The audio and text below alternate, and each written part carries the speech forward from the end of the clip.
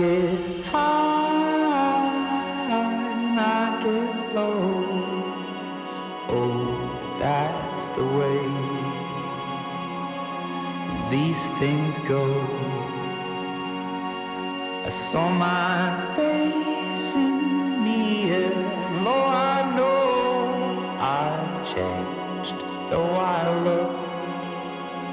Hey everybody, welcome back to the LuckyDog podcast. This is your host, Elias Roush. Today we are discussing El Camino, a Breaking Bad movie. 2019, 2 hours, 2 minutes. Drama, crime, suspense, a little bit of everything. Directed and written by Vince Gilligan. The Netflix event El Camino, a Breaking Bad movie, reunites fans with Jesse Pinkman. In the wake of his dramatic escape from captivity, Jesse must come to terms with his past in order to forge some kind of future. This is the continuation of the Breaking Bad AMC show that came out, how many years has it been now? I mean, Breaking Bad aired originally in 2008 and ended in 2013. So in September 2013. And so this is technically shot 5 years after the ending of Breaking Bad, but it takes place almost immediately as it ends. So, just for, heads up for everybody that hasn't seen Breaking Bad, there is probably going to be spoilers regarding the Breaking Bad show within this podcast, so I'll just go ahead and say that up the front. I'll do another spoiler bumper for the spoilers for El Camino, but just know going in, listening to this, that if you have not seen Breaking Bad, you're definitely going to get spoiled on this post-movie production. So let's talk about El Camino, a Breaking Bad movie. Leading up to it, a lot of people had been talking about, speculating about this Breaking Bad film coming to theaters, but we were like, what is it really going to be on? Is it going to be the aftermath of the rise and fall of Heisenberg and what happens to Jesse Pinkman? I mean, right after the end of Breaking Bad, Jesse Pinkman is escaping from pretty much all of the disaster that has happened at the end of that. I'm not really going to talk about too much of Breaking Bad, the show, too much, because if you've watched it, you watch it. You know the what happens in it, and I'm kind of dancing around, the events of that, just in case people are coming in watching El Camino not having seen the Breaking Bad movie. But yes, it does take place immediately after the Breaking Bad show. And one thing about it is there were so many different cylinders that the Breaking Bad show was able to fire on, mostly because of the time. The time that the Breaking Bad show took to really flesh out all of these amazing characters in this world, in this atmosphere, alongside having such a dynamic story, it just created almost an anomaly of one of the greatest television shows of all time. So having a movie follow that up, the El Camino Breaking Bad movie follow up, it's kind of got me. It had me on pins and needles. I wanted to see the least amount of footage going into it. I didn't want to see any trailers. I didn't want to see any of that. I wanted to go in as fresh as possible. However, I did see like small glimpses of a couple of trailers, but nothing too serious. So going into it, I was like, okay, so we're back in the El Camino Breaking Bad movie. I'm watching it, and immediately as I'm watching it, I'm transported straight back to the world. It was kind of amazing how just the camera work, the music, and the acting, all of it instantly felt like I had never left. With the exception of maybe some of the de-aging on the actors. Like, it really has been over 5 years since these actors have been together, so you can tell a lot of these actors have aged, including the main character, Aaron Paul. So this movie, in summary, just real quick, it's basically a character study on the Jesse Pinkman character and the aftermath of of Heisenberg's rise and fall. And so, with this character study going on, it's kind of a blend of the aftermath of that, mix in a little bit of that awkward residential, everyone's keeping up with the Joneses kind of, but like mixing in with a little bit of the Fargo-ness in it. So it's like normal people mixed in with this crazy, jarring storylines that normally have to do with crime. So it's this character study that's wrapped in this. I like to say it's like Fargo in Albuquerque-esque story. So, with saying that, the majority of this movie does feel like it tries to retread Jesse Pinkman's storyline in a way that says, okay, we have to hit certain plot lines. We have to hit, we have to go see his old friends. We have to go see his folks. We have to go basically retread a couple of the biggest points in Jesse Pinkman's life. And the way that it's done in the movie, I'd say the first half is really getting a grip of what happened to him in the last season. I mean, a big chunk of this movie is him coming to grips with being held hostage from the cockroach, the pest people. He was being held hostage by some gang members. And forgive me, I can't remember his name. Jack, I think his name was. Jack was the leader. And so at the very end of Breaking Bad, Jesse Pinkman is left in a cage for what I believe is under a year, but still many months. And it fucks him up mentally. And so the majority of this first half of the movie is him, coming to grips with that. And you also get intertwined many different flashbacks of what he was going through during that time. So there is some Breaking Bad timeline shown throughout this movie. I'd say honestly a good chunk of it is over a third is definitely within the Breaking Bad timeline through flashbacks. Let me see. On this budget of $6 million,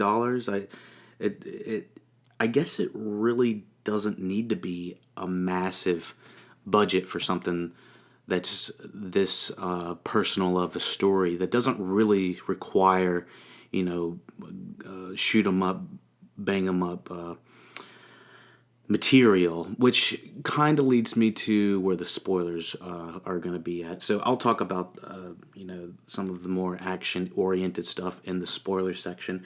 But let me go through some pros of this Breaking Bad movie. The camera work and direction by Vince Gilligan is amazing. The cinematography obviously is phenomenal. It's always Breaking Bad has always been known for not only being one of the most tightly written shows when it comes to the storyline and best well acted, one of the most gripping television shows, but it's also been one of the most visually dynamic shows as well. I've always been very impressed by the cinematography. Marshall Adams is the director of photography for this, and he was also cinematographer for some of the Breaking Bad. Let me see. He was the cinematographer for Breaking Bad on the 5th season, first episode.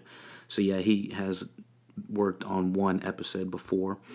But yeah, the technicals, the camera work, the direction, the music. Oh my gosh, the music instantly transported me back. The score of Dave Porter. I've heard multiple outlets and podcasts interview this guy. He's apparently a pretty cool dude, and he's the same composer that was on Better Call Saul and Breaking Bad as well. Yeah, Skip McDonald, another editor that is well known in the Breaking Bad universe. It's basically taking some of the best of the Breaking Bad franchise in front of the camera and behind the camera and bringing them to the big screen or to the stream screen. So yeah, like I said, the music, the acting, the atmosphere, the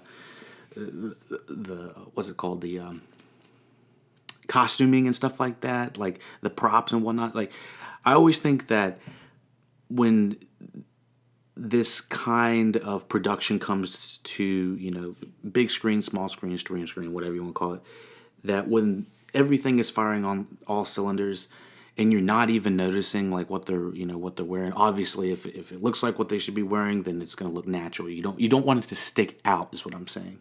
So yeah, I also have mixed feelings on the writing of the El Camino Breaking Bad movie. So this is where we're going to start talk about the cons about this. I have mixed feelings.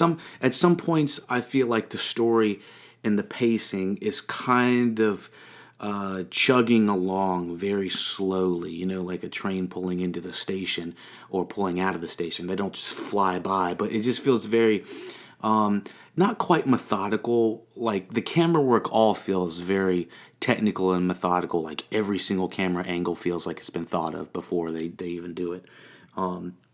But when it came to the writing, I felt like it could have used maybe one more rewrite, or just for just a little bit more quippiness in a way. I don't remember it being,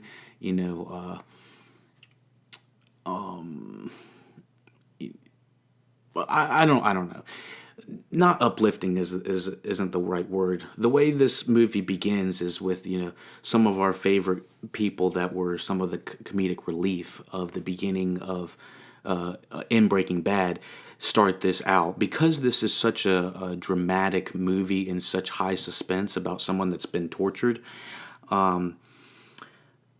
They need to start it out on somewhat of a comedic note. And the way that this movie is handling all these different tones, majority work good, not great, I would say. The thing is, it's shot so beautifully, that helps you forget about maybe the writing not being 100%, or if it might not be making 100%.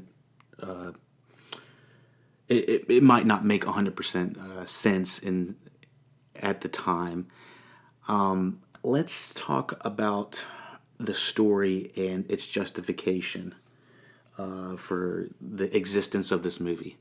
Did this movie, El Camino, a Breaking Bad movie, need to exist? Does it need to exist? This is kind of like the question that the Joker movie kind of brought up. The problem with the Joker movie was it was really well acted and it's really well done, but the message behind it was so muddled that it's kind of hard to determine, does that justify its existence. So this movie kind of runs into that same path, as in, was this story too predictable? Was this the story that we were probably all playing in our heads after Breaking Bad, thinking, yeah, this is probably what he would do, that he would probably not stick around. He'd probably try to gather as much cash and book it if he could. So that's where it kind of falls into the cons for me. I'll just say before I forget the rating, I will say this is a straight out 8 out of 10 for me personally, mostly because the cons were heavy for me. I was like, this movie does not feel like it justifies its existence. The de-aging, they do their best with what they got. The problem is, I personally found this movie slightly predictable, and this is the inevitable outcome that everyone was already thinking. And yeah, so those are the things. The thing about Breaking Bad, the show, was that it always felt unpredictable to me personally, and this kind of rewrite they're trying to do with El Camino, inserting additional plot lines and storylines to stories we already know, was slightly confusing when it came to some of the flashbacks. I haven't done a full rewatch at this time of Breaking Bad, and I'm not sure if this movie really makes me want to do a full Breaking Bad rewatch. Something about it makes it more feel like the inevitable end and not so much the inevitable beginning of something I want to see, you know? Yeah, so let me see. The justification of the existence of this movie is what's most lacking for me, and accordance to the some of the writing not always being 100 I don't know, always, lifting me out of my seat. Or when I say good writing, I feel like Succession is one of the best examples I could bring to the screen, or as an example, because in Succession there are these lines that pop off the screen. I mean, they're metaphors, colorful metaphors, and a lot of this movie is not that. And I don't necessarily need it to have that quippiness or that comedy or that comedic relief to take the edge off this kind of heavy ass movie. But I did feel like it really could use a rewrite. So let's let's go to what's it called? Spoiler section. We are in the spoiler section for El Camino, a Breaking Bad movie 2019. So yes,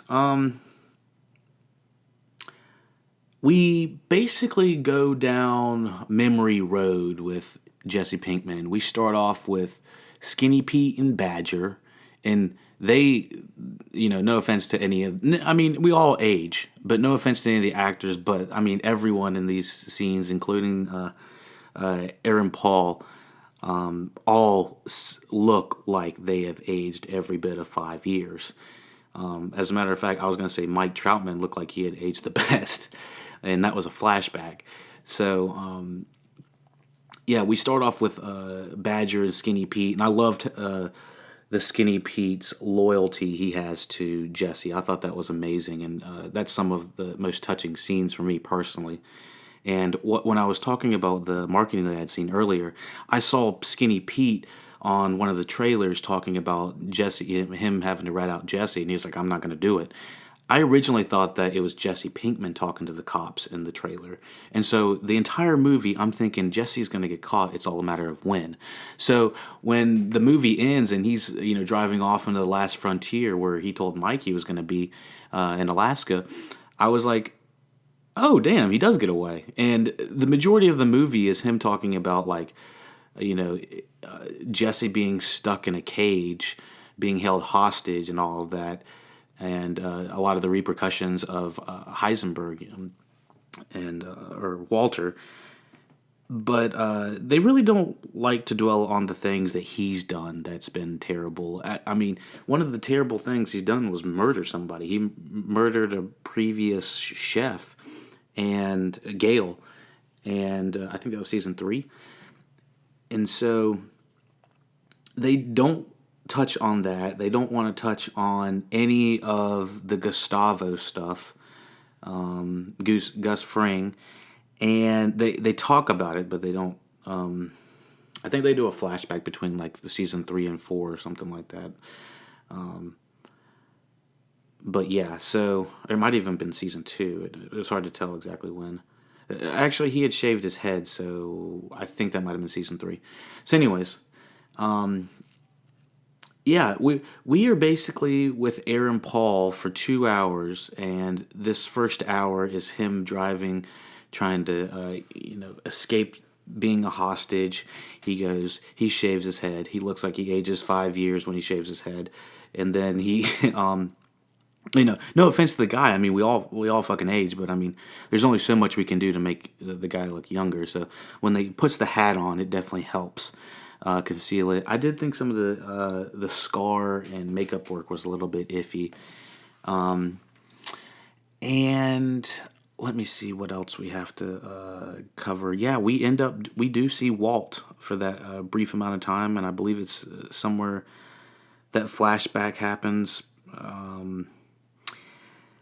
There's tons of flashbacks with what's his face.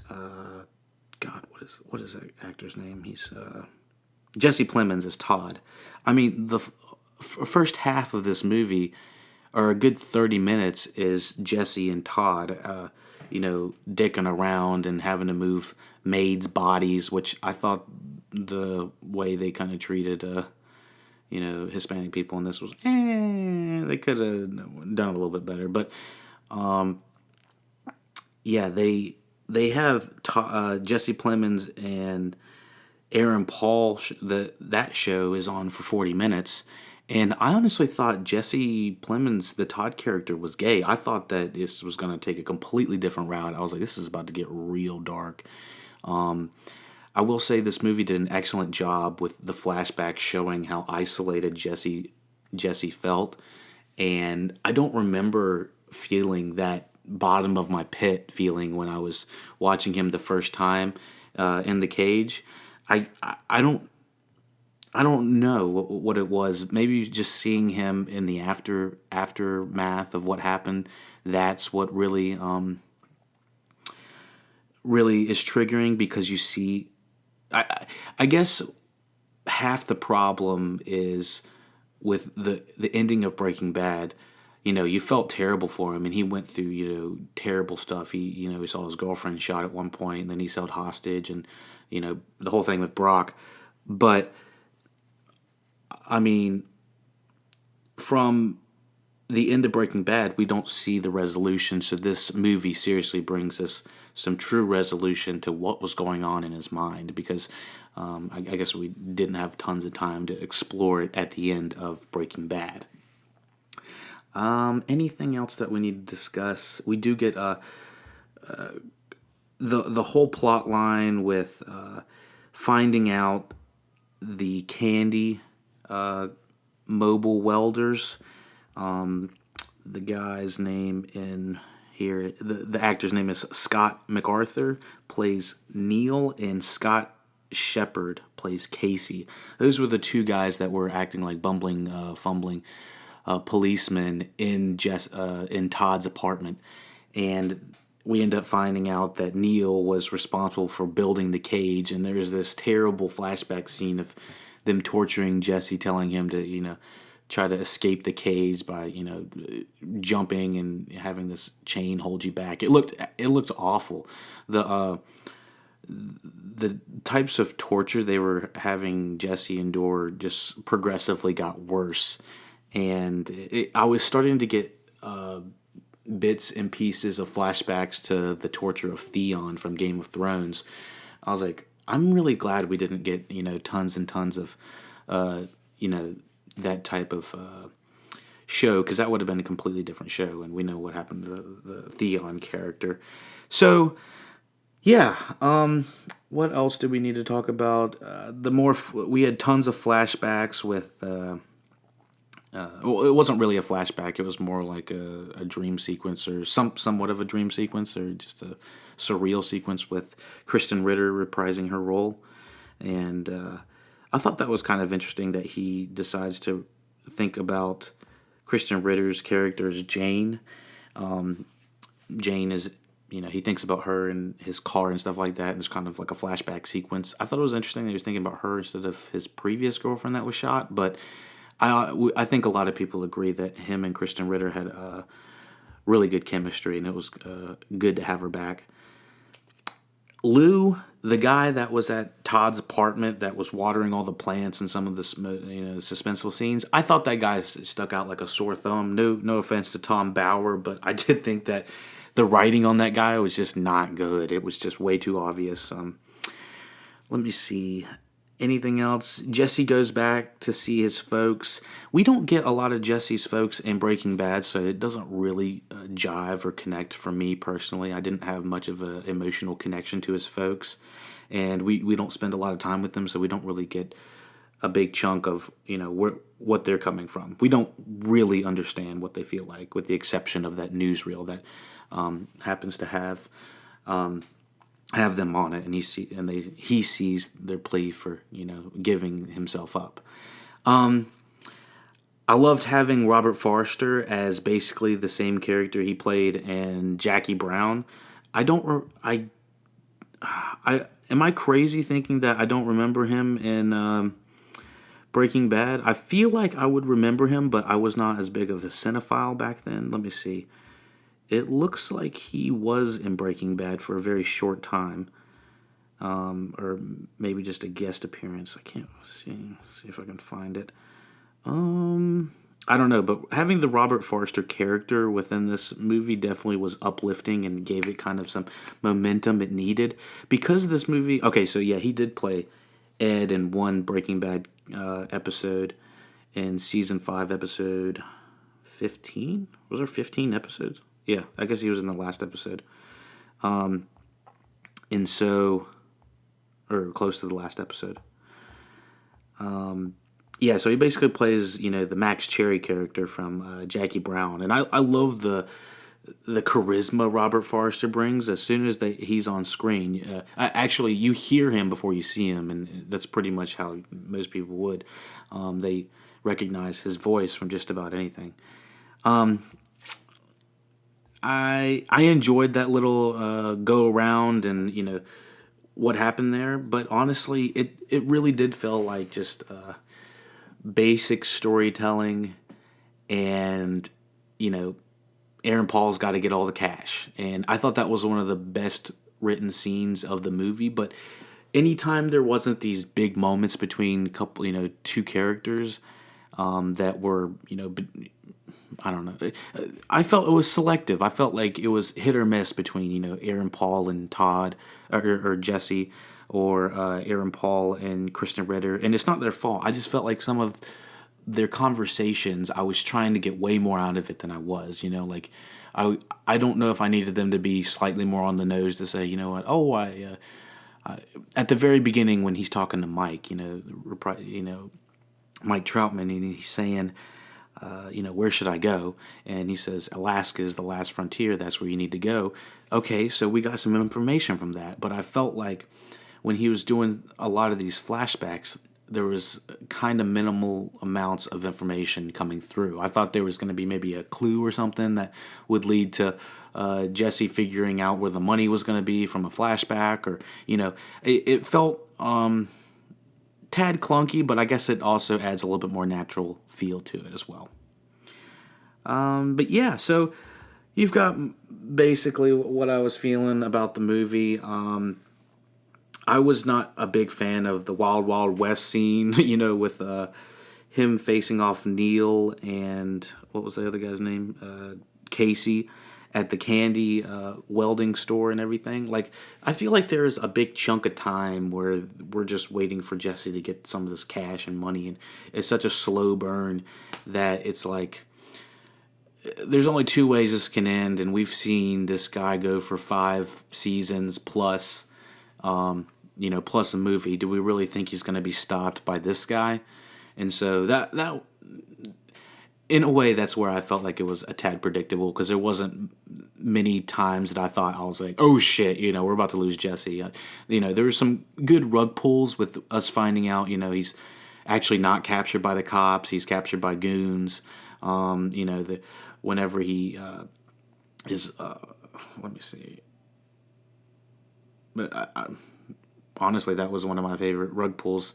I felt like, with the exception of that, the other one, Robert Forster, and he's so sure to Robert Forster about the cops weren't being called, and then the cops show up as soon as he's done rambling off 10 reasons why the cops aren't coming, and he has to book it out the back. I thought that was one of the better written scenes, but in accordance to other stuff, I was kind of,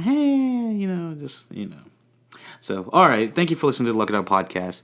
Check out all the other Lucky Dog podcasts on SoundCloud at the Lucky Dog Podcast.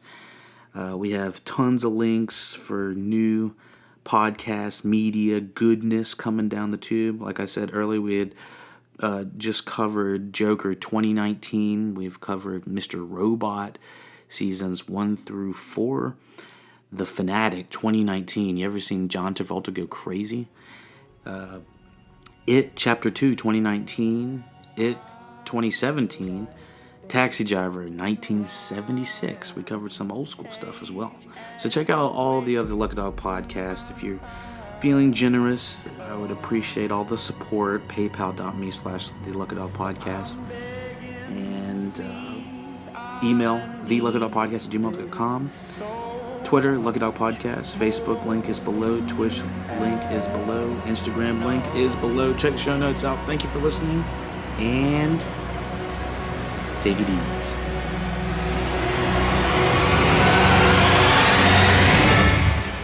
You ready?